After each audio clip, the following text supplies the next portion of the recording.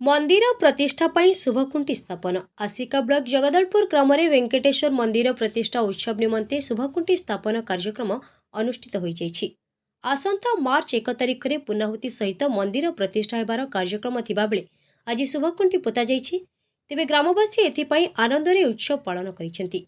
आसंता February 25 तारिख आरंभ होई मार्च 1 तारिख पर्यंत विभिन्न यज्ञ कर्म हेबो बोली जणा पड़िछि। ग्राम में बहु दिन एही मंदिर धीरे धीरे नष्ट होगाक लगिथिला।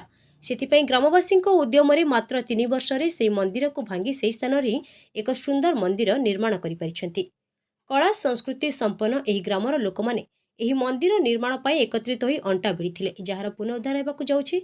आसिका ब्लॉक गुंठपड़ा पंचायत अंतर्गत एही जगदलपुर ग्रामर आदिवासी तेलुगु संप्रदायर होइतिबा बेले स्वतंत्र रीतिनीति अनुसार पूजापाठ करुथिबा जणा पड़िछि।